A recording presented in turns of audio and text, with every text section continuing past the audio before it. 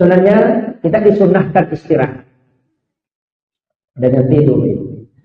Walaupun tidur sebenarnya itu ada tidur yang memang dihitung oleh Rasulullah sebagai sholat sunnah. Maka tidur yang berpahala itu adalah tidurnya orang yang mengistirahatkan diri untuk bangun ibadah. Itu tidur berpahala. Yang kedua, tidurnya orang yang mengistirahatkan diri setelah beribadah. Itu juga pahala. Jadi kalau mau tidur dapat pahala, itu niatnya. Jadi kalau bilang saya mau tidur agak cepat supaya bisa bangun sholat tahajud, maka berapa lama dia tidur itu dihitung sholat sunnah. Atau sudah sholat tahajud kemudian agak kelelahan, atau sudah beribadah, sudah berzikir kemudian kelelahan, kemudian dia tidur mengistirahatkan badannya karena sudah beribadah, maka tidurnya orang itu adalah ibadah. Kemudian yang ketiga, tidurnya orang yang menghindari dosa. Ada orang gosip, kita mengatakan, woi cakarut dulu ada kasih dia mereka tidur supaya tidak ikut gosip. Itu juga paham. Jadi kalau makanya ada tidur sunnatullah, ada tidur ilahiyah, ada tidur syaitania. Nah, yang tidur ilahiyah itu tadi yang tiga. Kalau tidur sunnatullah, ngantuk betul, kemudian tidak tidur. Jangan menganiaya diri katakan. Yang ketiga, tidur syaitania. Tiga yasa, maka tobat kita tidur. Kenapa mak dari salah pakai tobat apa? Nah, kenapa pakai tobat? Barakallahu ta pemelamatan. Padahal main domino sampai subuh tidak ada. Tunggu piala dunia sampai jam 3 malam tidak ada. Tapi tidak ada apa-apa tidur. Sudah duhur ini disunahkan. Kecuali sudah asar, saya pernah dapat satu riwayat, sudah sholat asar jangan tidur sampai isya. Jangan. Karena di situ ada penyakit namanya rihil ahmad, angin merah, yang membawa penyakit stroke, lumpuh. Kemudian yang kedua darah hitam, termasuk kanker. Kemudian yang ketiga mimisan, darah segar yang keluar dari hidung. Hanya kalau ada orang kena stroke, ini hati-hati. Rata di sini. Makanya Rasulullah mengajarkan satu obat yang kita baca sebelum tidur. Doanya pendek. Allahumma inni a'udzubika minar rihil ahmari wa damil aswadi wa da'il akbar. Sudah dihafal?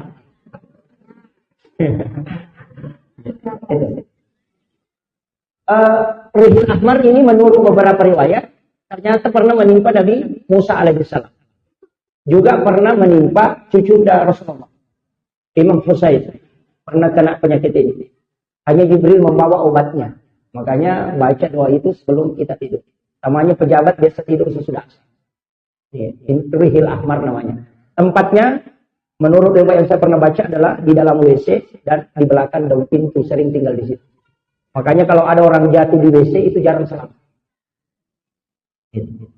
Makanya kita baca Allahumma inni a'udzubika minar rihil ahmari wad damil aswadi wad da'il. Alhamdulillah kalau sudah hafal. Kalau tidak hafal nanti Pak Kiai yang ditanya. Beliau kita bersyukur. Ternyata di TNI ada pondok pesantren tidak. Ini luar biasa. Ini kalau Allah ingin menurunkan bala itu pasti dijauhkan. Karena itu hadis qudsi inni ahammu bi azabi falamma ra'aital umur al masajid wa julasa'il Qur'an wa dildadil Islam. Itu hadis. Inni ahammu bi azabi. Aku ingin menurunkan azab di tempat itu. Falamma ra'aital umur al masajid. Saya tolak, saya tarik bala itu karena saya masih melihat orang-orang memakmurkan masjid.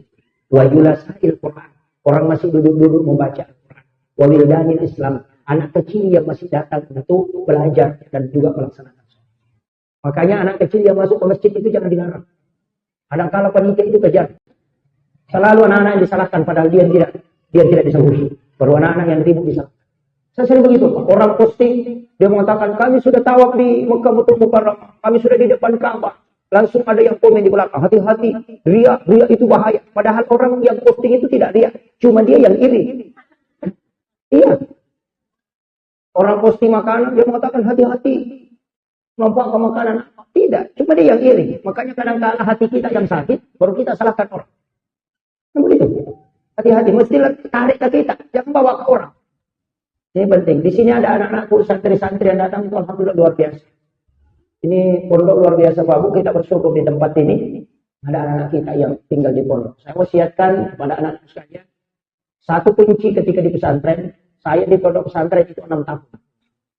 6 tahun di pondok, kemudian selesai kuliah 5 tahun kembali lagi ke pondok. Lebih 10 tahun, hampir 15 tahun baru mendirikan pondok. Jadi satu kuncinya tinggal di pondok. Yang penting mampu melawan air mata. Itu kuncinya. Ya. Kalau air mata menetes kasih tahu, keluar memang mau semua, habis itu, saya tidak pulang. Itu kuncinya. Iya. Yang penting mampu melawan air mata. Anak yang tidak bisa melawan air mata, dia akan lari dari pondok. Tapi ingat, orang yang masuk pondok 1 bulan sampai 8 bulan, penyakitnya pertama pasti gatal-gatal. Muncul nanah di sela-sela tangan. Itu adalah ujian pertama. Penyakit itu tidak ada obatnya. Saya sudah bicara dengan dokter ahli. Tidak ada obatnya. Obatnya cuma satu. Itu pemberian Allah. Apa? Sinar matahari.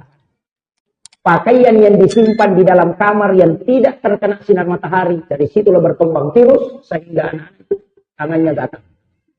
Itu makanya kalau kena gatal langsung keluarkan semua pakaian dikeringkan. 1 hari saja masukkan kembali. Itu akan mati kumannya sendiri. Itu obatnya. Itu kali di pondok itu stres. Gara-gara itu. Nanti ada dokter ahli bilang, oh ini hanya obatnya gampang sekali. Cukup matahari. Nah ini tidak usah makan obat. Itu aja. Dan itu ujian. Kalau 4 bulan gatal, 5 bulan, 6 bulan demam. Nanti kalau sudah sampai 1 tahun, bertahan itu. Insya Allah. Cuma anak-anak memang begitu. Kalau 1 kali 1 bulan pulang, kalau minggu terakhir pasti banyak kena sakit kepala karena sudah habis uangnya.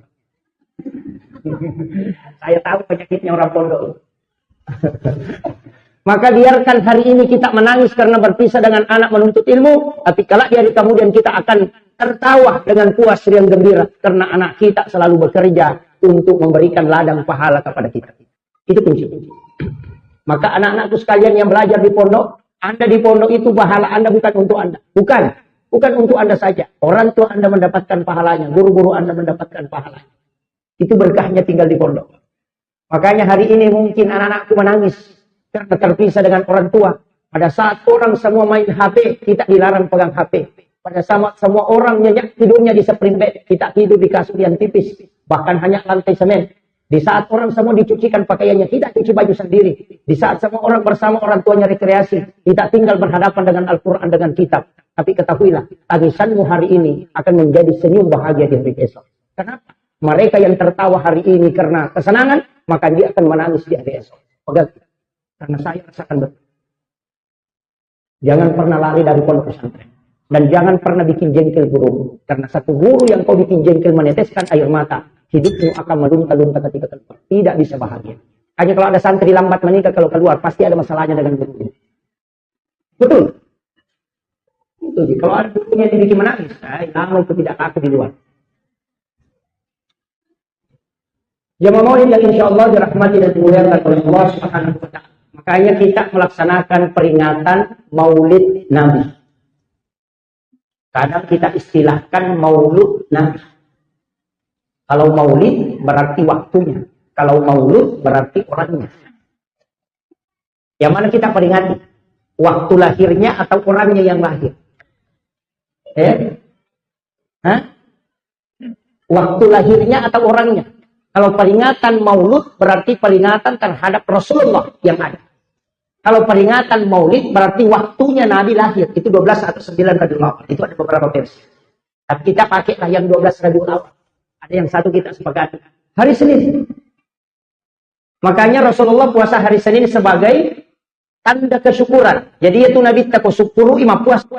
Yuk widi kusyukurani manrik.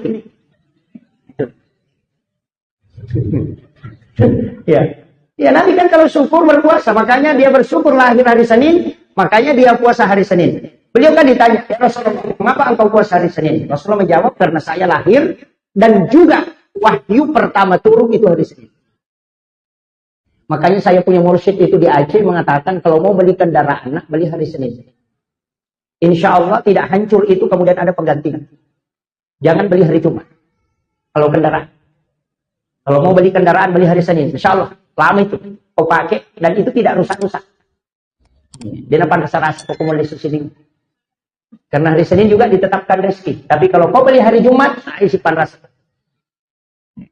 Itu di ilmu hikmah. Tapi jangan ditambah, bila menikah hari Senin, tidak tua, ada penggantinya. Bahaya itu. Kadang ada jamaah itu suka tambah-tambah. Jadi lagi ini yang bikin kita stres ini. Makanya saya sampaikan, itu yang mau diwasiatkan. Kalau anak-anak mau dikasih masuk di sekolah, masukkan hari Selasa. Itu wasiat guru saya. Kenapa? Karena hari Selasa itu ditetapkan ilmu oleh Allah. Dan rata-rata ulama yang memiliki ilmu laduni itu dicabut nyawanya di hari Selasa. Nah, kalau kau masukkan hari Selasa, anak itu akan bertahan. Jadi itu kuncinya. Jadi kalau hari Jumat, ya itu untuk hari ibadah. Bukan beli kendaraan. Ini makanya ada hal-hal itu yang ulama kita, yang ilmu kasyaf itu sampai ke situ membahas. Saya sampai hari ini kadang juga bingung. Penjelasan-penjelasan ulama itu nanti ditemukan, oh ternyata begitu. Nah, makanya Bapak Ibu sekalian, hadis itu jangan pernah ditolak. Apapun katanya, pasti ada hikmahnya. Iya. Jangan mengatakan ini kan sudah modern, sama dengan lalat. Rasulullah mengatakan ketika lalat masuk ke dalam minuman, maka celupkan. Jangan dibuang, langsung dicelupkan. Jadi lalat ipacuru sisa. Karena Rasulullah mengatakan di salah satu sayapnya itu ada obatnya dari racun yang ada di sayap. Itu. Jadi ajak kalian di minumannya, celupkan saja lalatnya, kemudian buang, kemudian minum airnya. Itu sudah tidak ada virus. Karena di lalat itu salah satu sayapnya mengandung racun dan di salah satunya mengandung penawarnya. Nah, itu hadis. Cuma ada sekarang lagi yang kaji, yang dokter ini kan yang kaji mengatakan, oh lalatnya Mekah dengan lalatnya Indonesia beda. Kalau lalat Mekah ya singgah saja di padang pasir, tidak ada kotoran. Kalau lalat Indonesia, oh semua dia tempati. Ini kan. Tapi hadis itu tidak pernah. Sama dengan nyamuk. Kenapa Nabi melarang kita sembarang memukul nyamuk? Kalau dia menggigit kita bolehlah, tapi yang tidak menggigit jangan pukul. Karena tidak semua nyamuk itu menggigit. Iya. Tidak semua. Nah, makanya kau kata tuda-tuda nak pampalala, dia bunuh lala yang terbang, pasti dia yang dikerumuni nyamuk. Nyamuk ya, dilarang itu. Jadi nyamuk itu tidak semua menggigit, tidak semua. Iya, nyamuk tidak semua. Karena kalau tidak salah nyamuk betina itu yang menggigit, kalau yang jantan tidak. Iya, jadi ya kau kena mulut itu aja terbampai, biarkan saja. Nanti menggigit kalau mau dibunuh ya bunuh. Tapi burut itu tidak membunuh nyamuk itu. Dia cuma tiup kalau dia digigit nyamuk. Baru sudah itu baru baca. Allahul ladzi la yadurru ma'asmihi syai'un fil ardi wala fis sama'i wa huwas samiul alim. Baru dia tiupkan ke tapak tangannya, baru dia usapkan ke badannya supaya tidak digigit nyamuk sampai pagi. Itu obatnya. Apa lagi? Tapi kalau dipakai Allahul ladzi la yadurru, bukan bismillahil ladzi. Kalau langsung dipakai, langsung pakai Allahul ladzi la yadurru ma'asmihi syai'un fil ardi wala fis sama'i wa huwas samiul alim. Ternyata saya dapat di satu buku sejarah, inilah yang dibaca Amirul Mukminin Umar bin Khattab pada makanan 7 kali sebelum dia makan. Kalau ada kambing, bacakan itu baru makan. Yang takut kena kolesterol, baca itu. Allahul ladzi la yadurru ma'asmihi syai'un fil ardi wala fis sama'i wa huwas samiul alim. Apa lagi? Dari itu kado-kado mah, kayu masih nalu paiman. Ya, maka pacaran makanya agak nasa isa.